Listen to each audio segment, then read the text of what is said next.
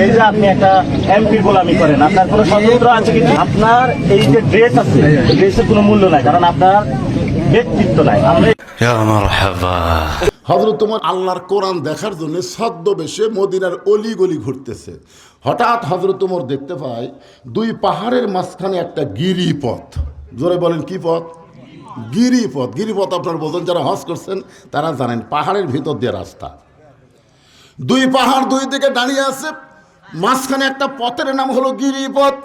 ওমর ফারুক ওই গিরিপথের দিকে লক্ষ্য করে দেখে একটা সুন্দরী মেয়ে ধীর গতিতে হেঁটে হেঁটে চলতেছে। মেয়েটার সামনেও কোনো মানুষ নাই, পিছনেও কোনো মানুষ নাই। ওমর ফারুক মেয়েটার দিকে লক্ষ্য করে বললেন, আলহামদুলিল্লাহ। একটা সুন্দরী মেয়ের দিকে তাকায়া ওমর ফারুক প্রশংসা করলেন কার? তাহলে আপনারা মনে করতেছেন হুজুর সুন্দরী মেয়ে যদি রাস্তা দিয়ে যায় তাহলে আমরাও দেখব। ওমর ফারুক যে মেয়েটাকে সুন্দরী বলতেছে, বর্তমান পরিবেশের সাথে সেই মেয়েটা মিলবে না। বর্তমানে যেই পরিবেশ বাংলাদেশে চলতেছে, এই পরিবেশে যদি একটা যুবককে জিজ্ঞাসা করা হয় বাংলাদেশের সবচাইতে সুন্দরী মেয়েকে, যুবক বলবে হুজুর আপনি মওলানা হয়ে এরা শুনবার চান কেন? আমি বললাম আরে বেটা বল তো তোর চোখে সুন্দরী মেয়েকে। তখন বলে হুজুর বর্তমান সবচেয়ে সুন্দরী মেয়ে হলো, হয়তো বলবে পূর্ণিমা, না হয় বলবে শাবনূর, না হয় বলবে মৌসুমী। এই যুবক বর্তমান পরিবেশে যাদেরকে সুন্দরী বলতেছে, বাংলাদেশের পরিবেশে এরা সুন্দর হতে পারে, আল্লাহর কোরআনের পরিবেশে এরা সুন্দর না, এরা হলো বিশ্ব বেহায়া। দরকার কথা ঠিক কিনা? আল্লাহর কোরআনের পরিবেশে সুন্দরী কারা? পর্দানিশী নারী যারা, বিশ্ব সুন্দরী তারা। আমি যেই বলবো পর্দানিশী নারী যারা, আপনার বলবেন বিশ্ব সুন্দরী তারা। ওমর ফারুক আস্তে করে মেয়েটার নিকটে গিয়ে বললেন, মা এই নির্জন পথে তুমি একা একা চলতেছ, তোমার সামনেও কোনো মানুষ নাই, পিছনেও কোনো মানুষ নাই, তোমার অন্তরে কি কোনো ভয় ডর লাগতেছে না? আত্তাকুল্লাহ হাক্কা তুকাতিহি, তোমার অন্তরে কোনো ভয় ডর লাগতেছে না? সঙ্গে সঙ্গে মেয়েটা বলে, পথিক তুমি কি হযরত ওমরকে চেনো? সুবহানাল্লাহ। ওই মেয়েটা ওমরকে লক্ষ্য করে বলতেছে, পথিক তুমি কি হযরত ওমরকে চিনো? যদি হযরত ওমরকে চিনতা তাহলে এরকম বেসাইজা কথা বলতা না। ওমর ফারুক বলতেছে, মা আমি কি বেসাইজা কথা বললাম? মেয়েটা বলে, পথিক ওমর যেদিন থেকে আল্লাহর কোরআন দিয়ে রাষ্ট্র চালায়, সেদিন থেকে পৃথিবীর এক প্রান্ত থেকে আর একটা প্রান্তে একটা মহিলা যাবে, ওই মহিলার কলিজায় আল্লাহ ছাড়া অন্য কারো ভয় থাকবে। মেয়েটা বলে, পথিক তুমি যদি হযরত ওমরকে চিন্তা তাহলে এরকম বেসাইজা কথা বলতা না। ওমর যেদিন থেকে আল্লাহর কোরআন দিয়ে রাষ্ট্র চালায়, সেদিন থেকে পৃথিবীর এক প্রান্ত থেকে আর এক প্রান্তে একটা মহিলা যাবে, ওই মহিলার কলিজায় কেবলমাত্র ভয় থাকবে কার? তাহলে হাক্কা তুকাতিহি, সবসময় আল্লাহর ভয় যদি আমরা পাবার চাই, আল্লাহর কোরআন ছাড়া আমল করার কোনো উপায়। আমার সাথে কি আপনারা একমত না দিব? তাহলে আমার সঙ্গে একটু বলা লাগবে, উপায় নাই রে, উপায় নাই রে, উপায় নাই, কোরআন ছাড়া হাক্কা তুকাতিহি অর্জন করার কোনো উপায় নাই। ওমর ফারুক এখন মেয়েটাকে বলতেছে, মা তুমি যে কথা বলেছো হক কথা বলেছো, কিন্তু তুমি যে নির্জন পথে চলতেছো, তোমার চলার সাইজ দিকে মনে হচ্ছে তুমি একজন দুঃখী নারী। কারণ ধীর গতিতে চলতেছো, এই ধীর গতি চলার কারণে আমার মনে হয় তুমি একজন দুঃখী নারী। মেয়েটা বলে, পথিক তুমি আসলেই সত্য কথা বলেছ, আমি হলাম একজন দুঃখী নারী। আজকে 6 দিন হলে হযরত ওমরকে খুঁজতেছি, আজকে 6 দিন হলে হযরত ওমরকে খুঁজতেছি। যদি হযরত ওমরকে আমি খুঁজে পাই তাহলে আমার দুঃখের কথা একটু তাকে বলবার চাই। যেই বলছে কয়দিন, ওমর ফরচুন করছে, চমকটা বলতেছে, মা তুমি কি পাগলি টাগলি নাকি? উমর হচ্ছে অর্ধ পৃথিবীর খলিফা, সে উমরকে যদি পাবার চাও তাহলে সংসদ ভবনে যাও, উমরকে পাবার চাইলে গণভবনে যাও, সংসদ ভবনে, রাষ্ট্রভবনে যাও। সেই সকল ভবনে না যায় উমরকে তুমি দুই পাহাড়ের মাঝখানে খুঁজতেছো। উমর কি দুম্বা উঠ? যে দুই পাহাড়ের মাঝখানে তাকে খুঁজে পাবে। সঙ্গে সঙ্গে মেয়েটা বলে, পথিক, আল্লাহর কোরআন দিয়ে যখন রাষ্ট্র চলবে তখন নেতা খোঁজা লাগবে না, বরং নেতারাই দুঃখী মানুষকে খুঁজে বেড়াবে।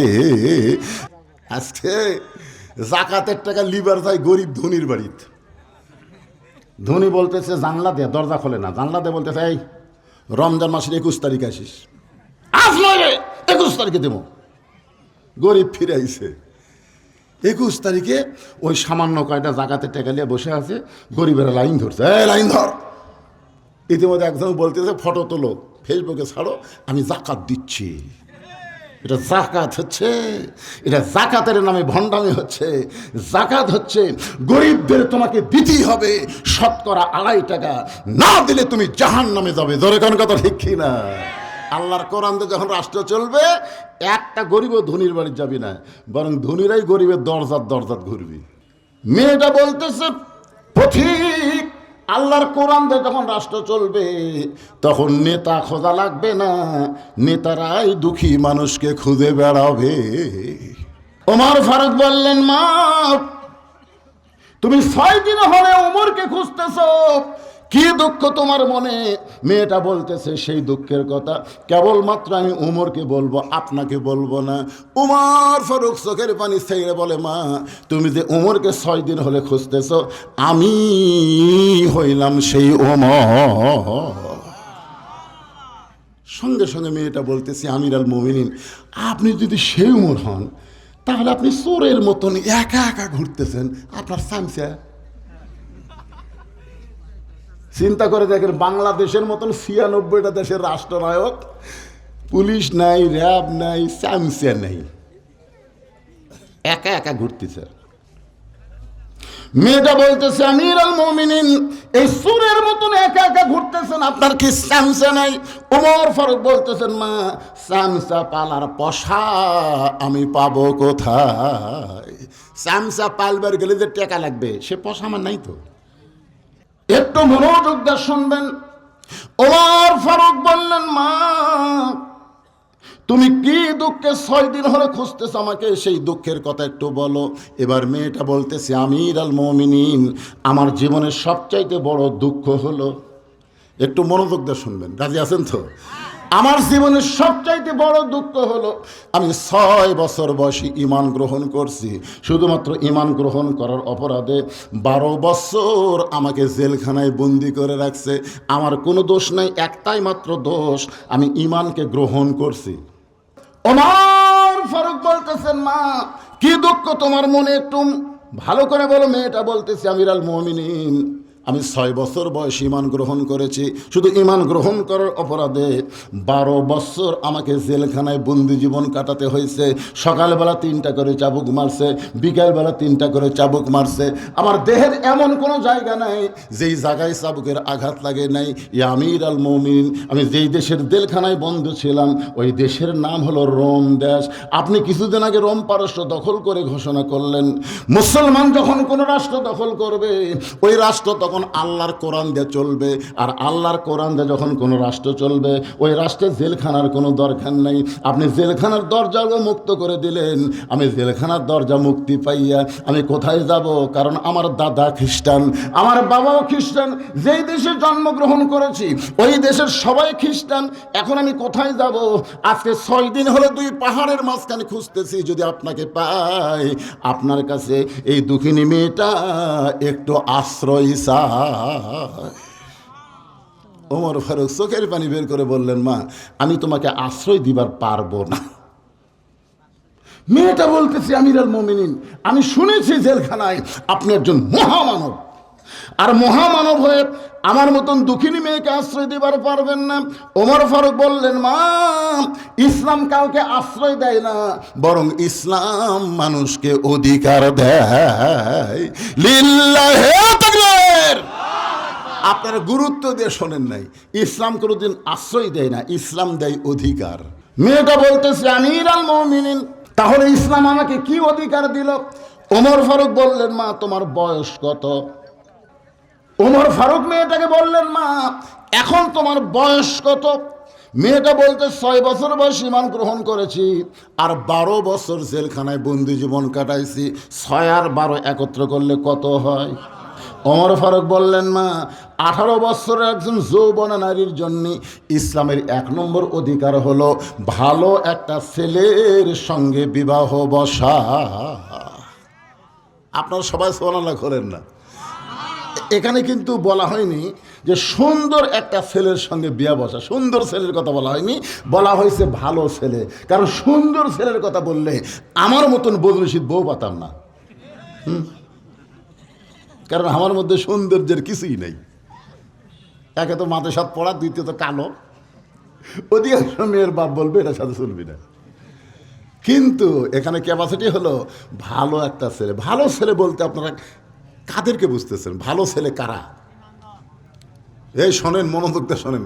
ভালো ছেলে যেটা প্রথম আমাদেরকে ধরা লাগবে সেটা হলো যারা বিবাহে মহারণা নগদ দেয়, 1 টাকাও ডিমান্ড নেয় না, এরা হলো ভালো ছেলে। ধরে কেন কি ছেলে? মহারণা নগদ দেয়। মহারণা দেওয়া কি ফরজ, আর ডিমান্ড নেওয়া কি হারাম। আজকে আমাদের বাংলাদেশে অনেকেই দেখবেন বিয়াতে মহারণা বাকি আর ডিমান্ড নগদ। মেয়ের বাপ বলছে বিয়ের দিনই আপনাকে আগে দিয়েছে 40,000, বিয়ের দিনে আরো 10,000 দেব। এখন ছেলের বাবা সে বিয়ের আগে বলতেছে, বিয়াই আপনি তো 40,000 দিয়েছেন, আর 10,000 টাকা। তখন 5,000 টাকা দিয়ে বলতেছে, বিয়াই আজকে অনেক কষ্ট করে 5,000 দিচ্ছি, আর 5,000 বিয়ের 15 দিন পরে দেবো। তখন ছেলের বাপ বলতেছে, আপনি জানেন ওয়াদা খেলাফ করা কি? আপনি জানেন ওয়াদা খেলাফ করা কি? আপনি আমাকে ওয়াদা দিয়েছেন আজকে 10,000 টাকা দিবেন, আর 5,000 দিয়ে বলতেছেন পরে দিব। আমি বললাম, ভাইরে কি হচ্ছে? তখন মেয়ের বাপ বলতে, হুজুর আপনি একটু আসেন। ছেলের বাপ বলতে, হুজুর আপনি আগে বলেন তো ওয়াদা খেলাফ করা কি? আমি বললাম, ওয়াদা খেলাফ করা হলো মুনাফিকি। দেখেন আমার সঙ্গে মুনাফিকি করলো। আমি বললাম, পাগলা ডিমান্ড নেওয়া কি? চিন্তা করে দেখেন, ভালো ছেলে বলতে তাদেরকে বোঝা যায় যারা বিবাহের দিনে মহারণা নগদ দেয়, 1 পয়সা ডিমান্ড নেয় না। যেই ছেলেটা মাথায় টুপি পরে মুখের দাড়ি রাখে, কোনোদিন দাঁড়ায় পেশাব করে না, 5 ওয়াক্ত নামাজ জামাতের সঙ্গে আদায় করে, এই ছেলেটা দেখতে যেমনই হোক ছেলেটা হলো ভালো ছেলে। ওমর ফারুক বললেন, মা তোমার তো ঘটকালি করার কেউ নাই, তোমার কোনো অভিভাবক নাই, আমি তোমার অভিভাবক হয়ে একটা ছেলের কথা বলতেছি, দেখো তোমার ছেলেটা তোমার পছন্দ হয় কিনা। মেয়েটা বলতেছি, আমির আল মুমিনিন, তাহলে আপনি বলেন তো আপনার কাছে ভালো ছেলেটাকে। ওমর ফারুক বললেন, মা ছেলেটার বয়স হলো 22 বছর, লম্বায় হলো 6 ফুট 2 ইঞ্চি। ছেলেটার বয়স হলো 22 বছর, লম্বায় হলো 6 ফুট 2 ইঞ্চি, গায়ের রং ফর্সা, মুখের চেহারা চাঁদের মতন। ছেলেটার নাম হলো আব্দুল্লাহ, বাবার নাম হলো আমি ওমর। ছেলেটার যোগ্যতা হলো 6 লক্ষ হাদিসের হাফেজ, ছেলেটার যোগ্যতা হলো 30 পারা কোরআনের হাফেজ। আমার আব্দুল্লাহর সঙ্গে তোমার বিয়েটা দিয়া তোমাকে আমার বৌমা বানায়া আমার বাড়িতেই তোমাকে অধিকার দিবার চাই। লিল্লাহে তাকবীর। আপনারা বলেন তো অধিকার আছে না নাই? ওমর ফারুক বললেন, মা আমার আব্দুল্লাহর সঙ্গে তোমার বিয়েটা দিয়ে তোমাকে আমার বৌমা বানায়া আমার বাড়িতেই তোমাকে অধিকার দিবার চাই। বৌমা বানায়া, ধরে কোন কি মা? ছেলের বউকে আপনারা কি বলেন? বৌমা। ওমর ফারুক বললেন, মা আমার আব্দুল্লাহর সঙ্গে তোমার বিয়ে দিয়ে তোমাকে আমার বৌমা বানায় আমার বাড়িতেই তোমাকে অধিকার দিবার চাই। মেয়েটা বলতেছে, আমির আল মুমিনিন, আপনার আব্দুল্লাহর চাইতে ভালো কোনো ছেলে কি দুনিয়াতে নেই? ওমর ফারুক বললেন, মা বর্তমানে আমার আব্দুল্লাহর চাইতে ভালো কোনো ছেলে আমার চোখে পড়ে না। মেয়েটা বলতেছে, আমির আল মুমিনিন, আপনার চোখে হয়তো আব্দুল্লাহর চাইতে ভালো কোনো ছেলে না থাকতে পারে, কিন্তু আমার কাছে একটা ভালো ছেলের খবর আছে। ওমর ফারুক চমকে বলে, মা তোমার কাছে যেই ভালো ছেলের খবর আছে সেই ছেলেটাকে? মেয়েটা বলতে, ছেলেটার নাম হলো হোসাইন, আর বাবার নাম হলো হযরত আলী, মায়ের নাম হলো ফাতেমা, আর নানার নাম হলো মুহাম্মাদুর রাসূলুল্লাহ। এখন আপনি বলেন, আপনি বলেছেন ভালো একটা ছেলের সঙ্গে আমার বিয়ে বসার অধিকার আছে, এখন ভালো ছেলেকে আব্দুল্লাহ না হোসাইন? ওমর ফারুক বললেন, মা তুমি যে ছেলেটার খবর দিলে সেই হোসেন আমার আব্দুল্লাহর চাইতে হাজার হাজার গুণ ভালো। মেয়েটা বলতে যে হোসেনের মতন ভালো ছেলে থাকতে আপনার আব্দুল্লাহর সঙ্গে আমি বিবাহ বসবো, কারণ আপনি বলেছেন ইসলাম আমাকে ভালো একটা ছেলের অধিকার দিছে। তো ভালো ছেলে হুসাইন থাকতে আপনার আব্দুল্লাহর সঙ্গে আমি বিয়ে বসবো না। ওমর ফারুক মেয়েটাকে নিরাপদ আশ্রয় দিয়া পরন্ত বিকেলবেলা হজরত আলীর বাড়ির দরজায় গেলেন। বাড়ির দরজায় গিয়ে রাসূল বলেছেন, ওই বাড়িওয়ালাকে ডাক দেওয়ার আগে তুমি দরজা বরাবর একটা সালাম দাও। সালাম দেওয়া হলো নবীর সুন্নত। আপনার যখন কারো বাড়ি যাবেন, বাড়ির দরজা দিয়ে কি দিবেন? আসসালামু আলাইকুম ইয়া আহলাল বাইত। এই বাড়ির মধ্যে যারা আছো তাদের সকলের উপর আল্লাহর রহমত বর্ষিত হোক। এখন সালামের উত্তর যদি নাও আসে তাও দেওয়া লাগবে। আপনার যে গোরস্থানের পাশ দিয়ে যান, কবরের ধারে যান না আপনারা, তো কবরের ধারে যা কি সালাম দেওয়ার কথা আছে না নাই? আপনার কি উত্তর পান? কিছুদিন আগে ফেসবুকে দেখলাম এক লোক গোরস্থানের মধ্যে ঘাস কাটতেছে, পাঁচির ধারে, জোরে করে কাট ধারত। তো এক লোক এই পাঁচির ধারে আসসালামু আলাইকুম ইয়া আহলাল কুবুর। তখন চিল্লে বলছে, ভাই আমার খবর ভালো না। সেই কথা ভালো না, আমি মারছে দৌড়, স্যান্ডেল জুতা যা আসবে ফালিয়ে দৌড়। ওই মনে করছে কে রে, জীবনে বহুদিন সালাম দিলাম উত্তর পাইনি। আসলে কি মরা কবর থেকে উত্তর দিছে না জেতাই মারছে? উত্তর পান বা না পান, সালাম দেওয়া হলো নবীর সুন্নত। আসসালামু আলাইকুম ইয়া আহলাল কুবুর। হযরত আলী দরজায় গিয়ে সালাম দেয়, আসসালামু আলাইকুম ইয়া আহলাল বাইত। এই সালাম দেওয়ার পরে হযরত ওমর একটা আয়াত পড়লেন, কোরআন থেকে একটা আয়াত পড়লেন, আম্মা সাইলা ফালা তানহার।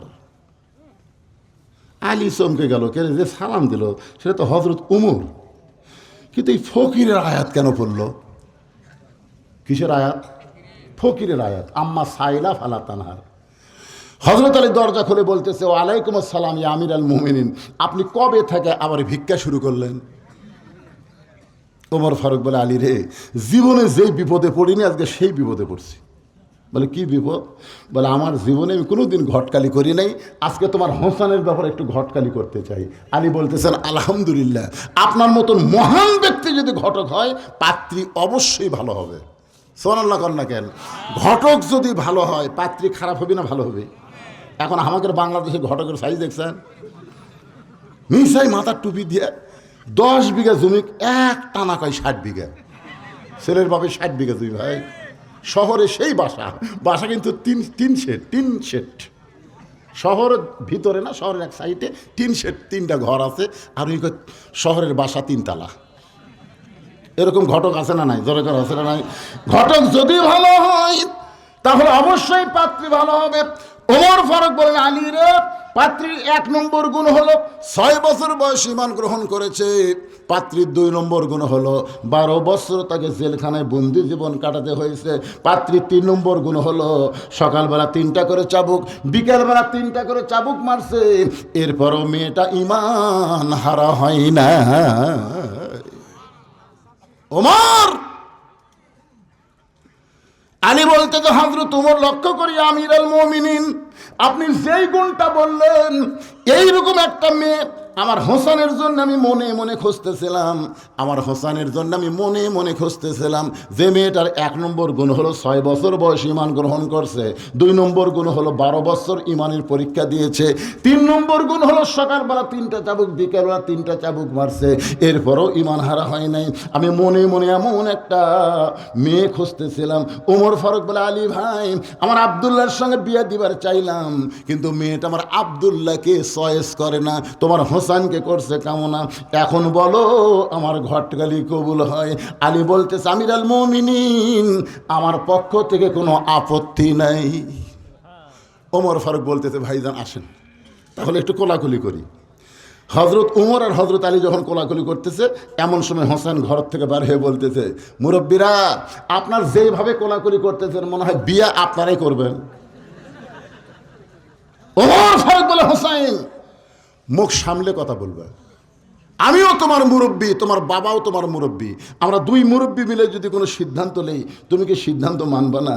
হোসেন বলতেছে ইসলামে বেশি মুরব্বী মানা যাবে না, মুরব্বীকে সম্মান করা যাবে, মুরব্বী জানা যাবে, কিন্তু মানার মুরব্বী একজনই, তিনি হলেন আমার নানা। জোরে কান সুবহানাল্লাহ। যাকে তাকে মুরব্বী মানলে তবলিগের অবস্থা দেখছেন, দুটা মুরব্বী মানার সাথে সাথে মারামারি। আগে কিন্তু মারামারি ছিল না। মুরব্বী যাকে থেকে মানা জানবে না, যাকে থেকে নেতাও মানা যাবে না। জোরে কোন কথা ঠিক কিনা? আল্লাহ কোরআনে বললেন, কুল, হে রাসূল আপনি বলেন, ইন কুনতুম তুহিব্বুনাল্লাহ ফাত্তাবিউনি ইউহিব্বুকুমুল্লাহ ওয়া ইয়াগফির লাকুম যুনুবাকুম ওয়াল্লাহু গফুরুর রহিম। ওমর ফারুক বলে, হোসেন তুমি কি বলবার চাও? হোসেন বলতে যে কয়েকদিন আগে আমি স্বপ্নে দেখলাম আমার নানা ঘরের মধ্যে আরাম করতেছে। আমি দরজা গিয়ে বললাম, নানু ভাই আমি হোসেন একটু আপনার কাছে যাবার চাই। আমার নানা বলে, হোসেন রে খবরদাই তুই বিরক্ত করিস না, আমি এখন জান্নাতের মধ্যে আরাম করতেছি। আমি হোসেন চমকে গেলাম, যেই নানা ভাঙ্গা ঘরের মধ্যে কথা বলে সেই নানা জান্নাতে আরাম করতেছে। এটা কেমন জান্নাত দেখার জন্যে জানলার ফাঁক দিয়ে তাকায় দেখি আমার নানি উরাতকে বালিশ বানিয়ে দিয়েছে, আর সেই উরাতের উপর আমার নানা শুয়ে আছে। আমি রাগ করে বললাম, নানু ভাই নানির উরাতকে বালিশ বানায় শুয়ে থাকলে কি জান্নাতে থাকা যায়? আমার নানা বললেন, হোসাইন তুই ছোট্ট মানুষ, তুই বুঝবি না, তোর নানির মতন বউ যদি কেউ ঘরে পায়, ওই ভাঙ্গা ঘরটা আল্লাহর জান্নাত হয়ে যায়। ইয়া আমিরুল মুমিনিন, আমি সেই দিন সিদ্ধান্ত নিয়েছি আমার নানা যেমন বিয়ে করেছে আমি তেমনই একটা বিয়ে করব। আমার ভাঙ্গা ঘরকে আল্লাহ যেন জান্নাত বানায়। কারণ ভাবিয়া করিও কাজ, করিয়া ভাবিও না। বিয়ার আগেই ভাবা লাগতে হবে, বিয়ার পরে ভাবা যাবে। আজকাল অধিকাংশ পোস্তানার কারণ হলো সেই রকম সুন্দরী গা, ওর সোপা খোপা দেখে কাম সারছে। আপনারা জানেন হোসেনের বড় ভাইয়ের নাম কি? মাঝে মধ্যে গোপনে গোপনে কাঁদত। একদিন হোসেন বললেন, হাসান ভাই আপনি বিয়ের আগে ভালোই আছিলেন, বিয়ার পরে এরকম গোপনে গোপনে কাঁদেন কেন? হাসান বলতে, তুই বুঝবি না। হোসেন বলে, না একসাথে থাকছি, একসাথে নানার কাছে গেছি, একসাথে আমরা দুই ভাই বড় হচ্ছি, কী জন্য আপনি কান্দেন আমাকে বলেন? হাসান বলতে, ভাই হোসাইন আমি একটা বিয়ে করছি ভাই, আমার বউটা ভালো না, এই বইয়ের অত্যাচারে আমার গোপনে গোপনে কান্না করা লাগতেছে।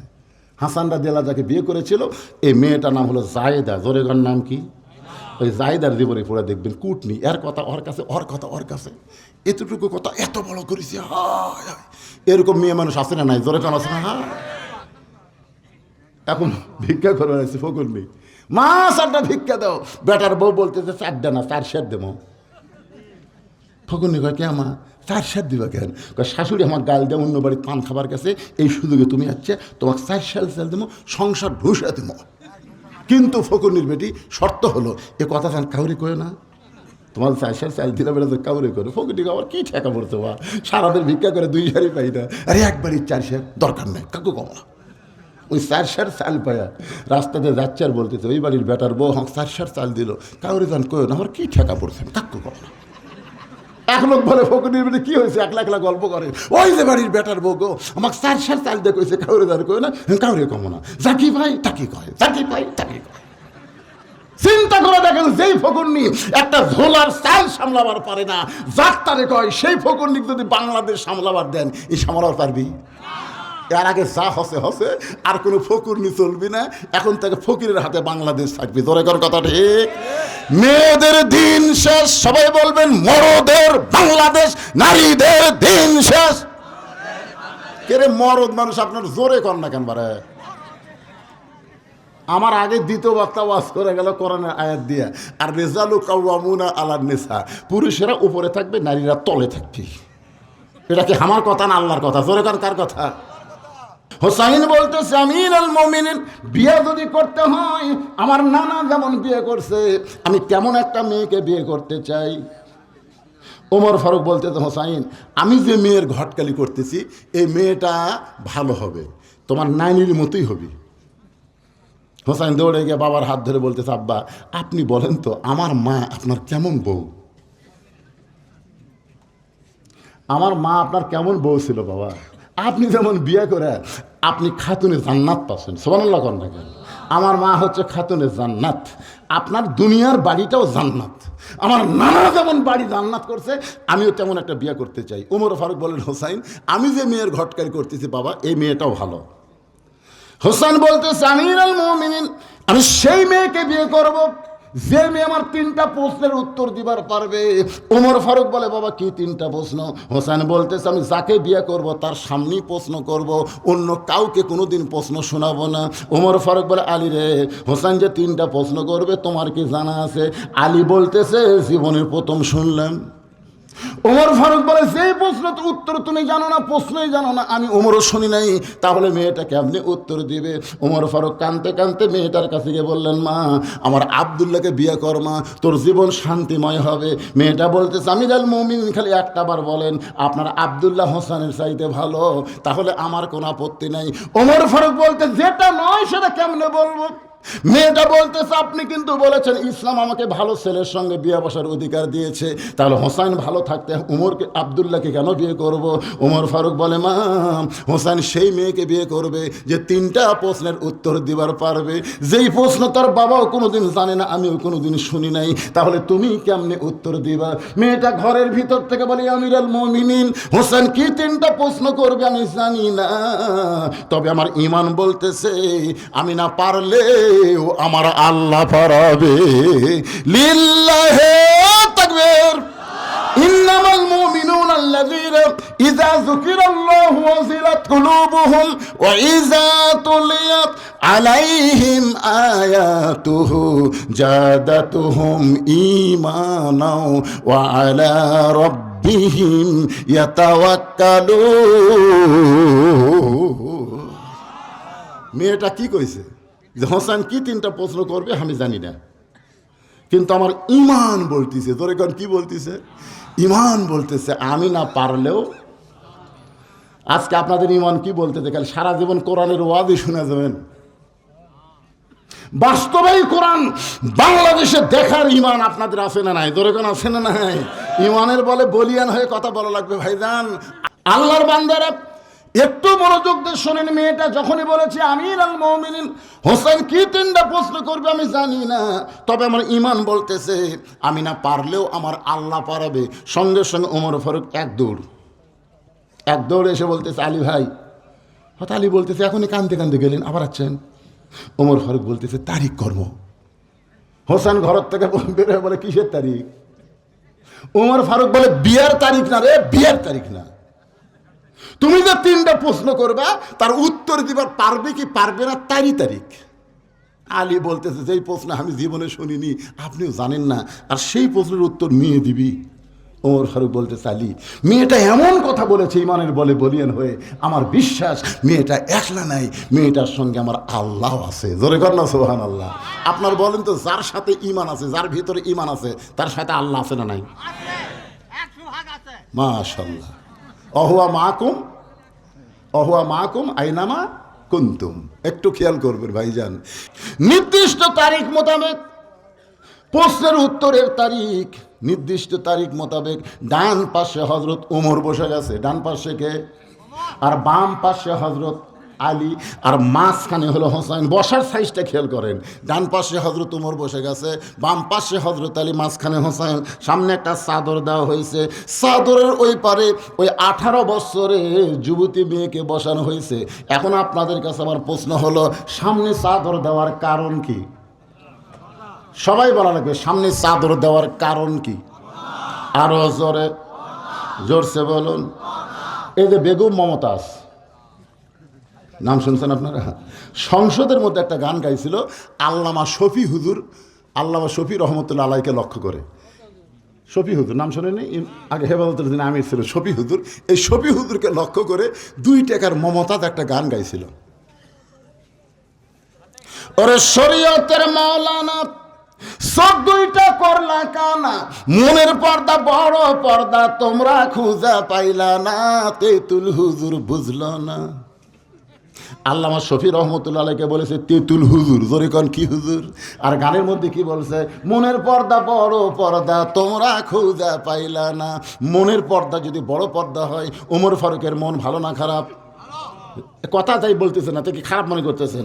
ওমর ফারুকের মন ভালো না খারাপ? হুসাইনের মন ভালো না খারাপ? আলীর মন ভালো না খারাপ? তাহলে সামনে চাদর দিয়ে কি বুঝাইল? মনের পর্দা পর্দা না, পর্দা হলো আল্লাহর আইন। পর্দা কার আইন? আল্লাহর আইন রে ভাই, একটু মনোযোগ দিয়ে শোনেন। পর্দা হলো আল্লাহর আইন। যখন পর্দা কার আইন? আমার মা বোনদের জন্য পর্দার আইন কোরআনে যেটা আছে, এইটা চালু করার দরকার আছে না নাই? দরকার আছে না? এইটা চালু করলে পুরুষের জন্য সবচাইতে শান্তি হবে। আমার মায়েরা যারা পর্দায় আছেন একটু খেয়াল করেন। এবার ওমর ফারুক বলে, হোসাইন এখন তুমি প্রশ্ন শুরু করে দাও, তুমি 3টা প্রশ্ন করবা, এখন তুমি প্রশ্ন শুরু করো। এবার হযরত হোসেন দাঁড়িয়ে বলতেছে, রে মেয়ে, তুমি একা একা বসে আছো তাই বলে মনে করো না তুমি একলা হয়ে গেছো। আমি হোসাইন বড় একা হয়ে গেছি। ওমর ফারুক বলে, হোসাইন তুমি কি পাগল হয়েছো নাকি? তোমার ডান পাশে আমি বসে আছি, বাম পাশে তোমার বাবা বসে আছে, তারপরে তুমি একলা কেমনে হলে? হোসেন বলে, মেয়েরে, আমার 2 পাশে 2জন মহামানব বসে আছে, এরা শুধু দেহ নিয়ে আমার পাশে বসে আছে, কিন্তু মনে মনে মনে মনে তোমার পক্ষ নিয়েছে। আপনার বলেন তো ওমর ফারুক কার পক্ষে? ওমর ফারুক কার পক্ষে? হযরত আলী কার পক্ষে? কিন্তু বসে আছে। এখান থেকে বোঝা গেল বিয়ার আগে ছেলের বউ বাপের জন্য দেখাও জায়েজ নেই। বিয়ার আগে ছেলের বউ বাপের জন্য যা, বেটার জন্য তাই। বিয়ার আগে, আমি কত বলতেছি বিয়ার আগে। আমার এলাকার মুরব্বী 19টা দেখেছে। হ্যাঁ, বলতেছে হুজুর এ পর্যন্ত 19টা দেখলাম কিন্তু পছন্দ হচ্ছে না। আমি বললাম, কে ভাই এই বুড়া বয়সে আবার বিয়ে করবেন? আপনি কি করেন হুজুর? আমার জন্য নয় তো, আমার ছেলের জন্যে। তো ছেলের জন্য আপনি কিভাবে দেখেন? লাইনায় ফেরা দেখি হুজুর, হাত এরকম হাতলে লাড়ে। মা, ও মা দেখি তোমার চুল কেমন? মা, চুলও লাড়ে, হাতও লাড়ে, গালও লাড়ে, লেড়ে লেড়ে সারা বুড়া লুচ্চা হয়ে গেছে। ওই আরও লাড়বি, তোর ঘর কথা ঠিক কিনা, আরও লাড়বি। বুড়া বয়সে কি করবি? অনেকে বলে না হাসিনারও স্বামী নেই, মোদিরও বউ নেই, কিন্তু বুড়া বয়সে কি করবি? আপনার গল্প আপনারা কর ভাই।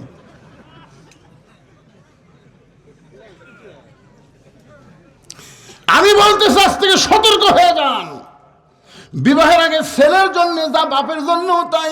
হযরত আলী উমর এই পারে বসার কারণ হলো ওই মেয়েটার কাছে তারা যাবার পারবে না। জোরে বলেন কথা ঠিক কি না? ওমর ফারুক বলে, হোসাইন এখন তুমি প্রশ্ন শুরু করো।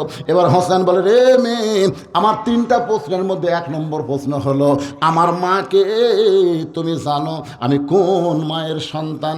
হযরত আলী চমকে উঠছে, কারণ আমি বাবা হোসেনের সঙ্গে বসে আছি, আর হোসেন বাপের কথা না বলে মায়ের কথা কেন বলতেছে?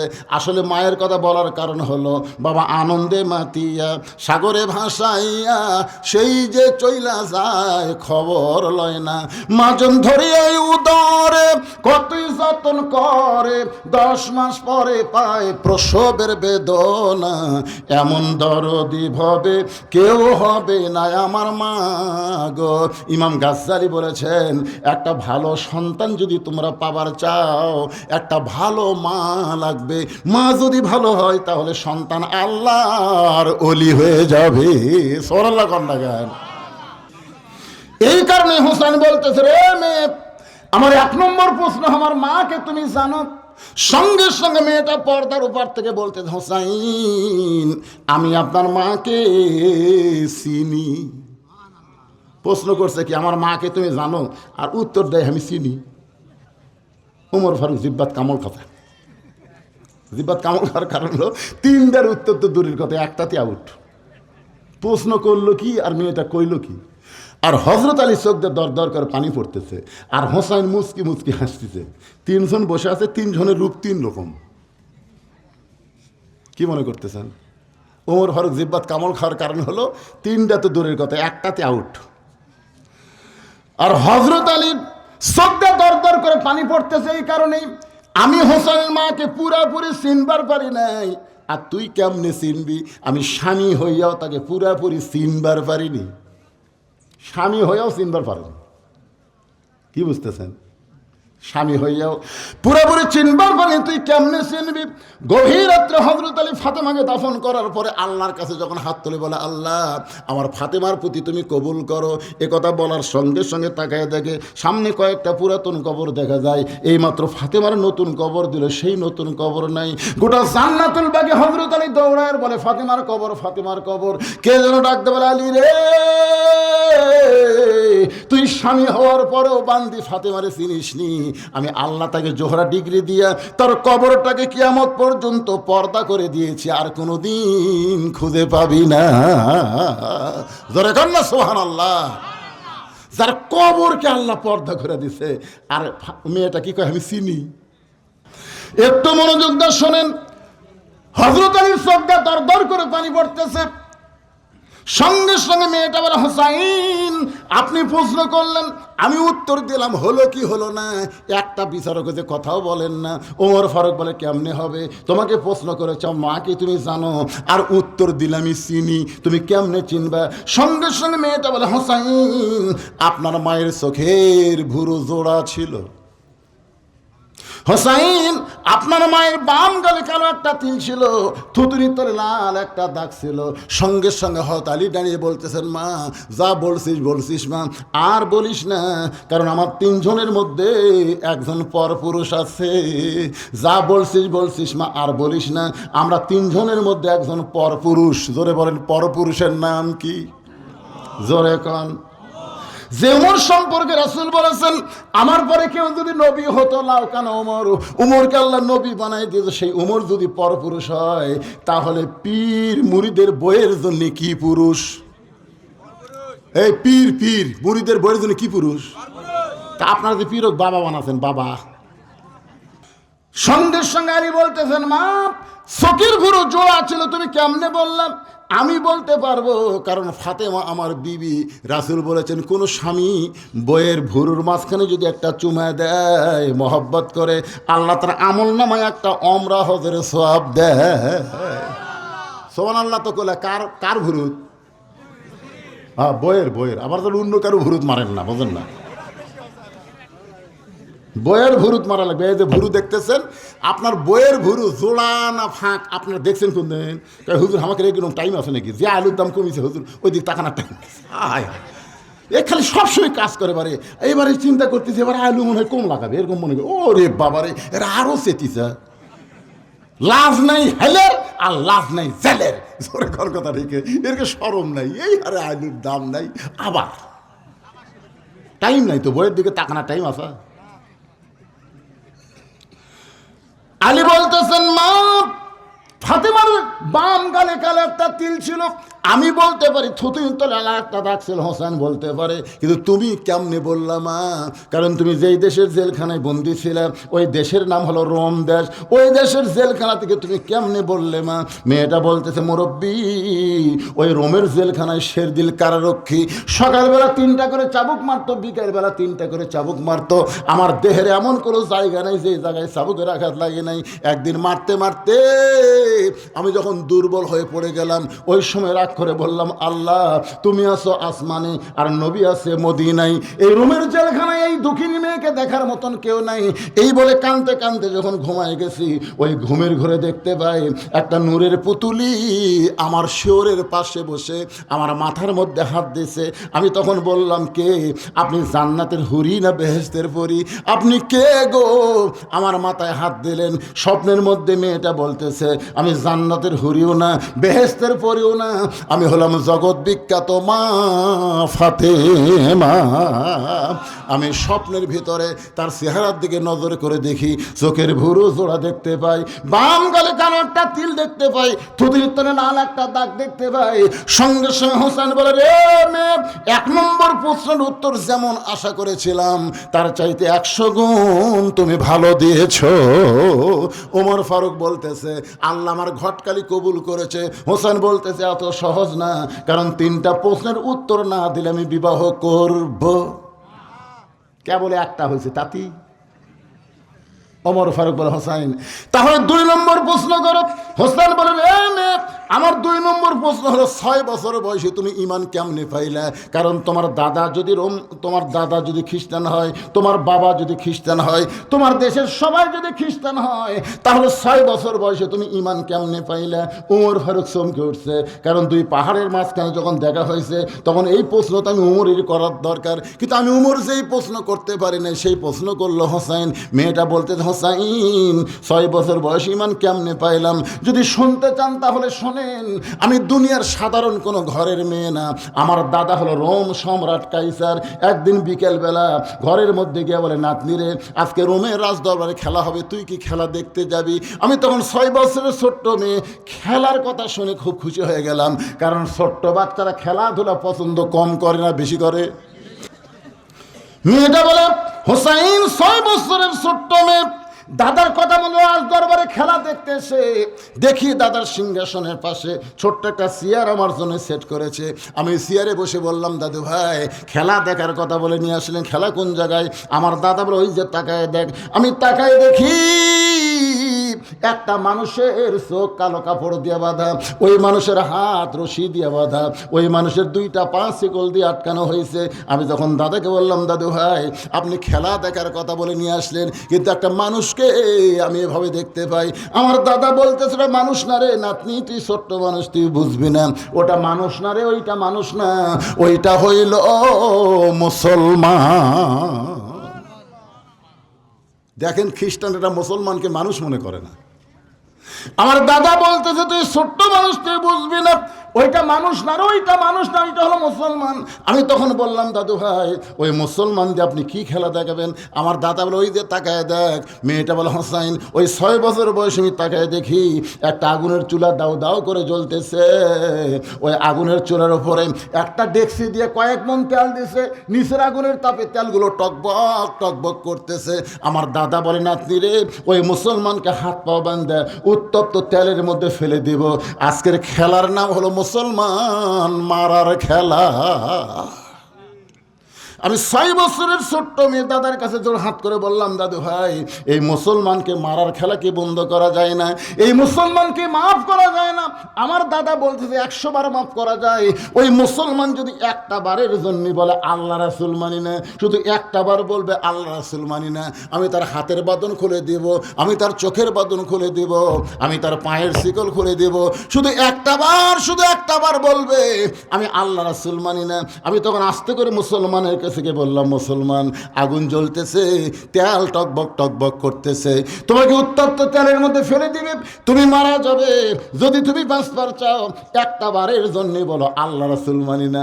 মুসলমান চোখ বন্ধ অবস্থায় মুখ খোলা অবস্থায় বলে, মেয়েরে তুমি বলতেছ মুসলমান একটা বার আল্লাহ রাসূল মানি না বললে আগুনের চুলা থেকে তোমার দাদা আমাকে বাঁচাই দিবে। কিন্তু মুসলমান ঈমান গ্রহণ করার পরে তার কলিজার মধ্যে তাসদিক বিল জানান, কলিজার মধ্যে যখন ঈমান ঢুকে যায়, ওই মুসলমান প্রয়োজন হলে গোটা দুনিয়া ছাড়বে, কিন্তু এক মুহূর্তের জন্য আল্লাহ রাসূল ছাড়বে না।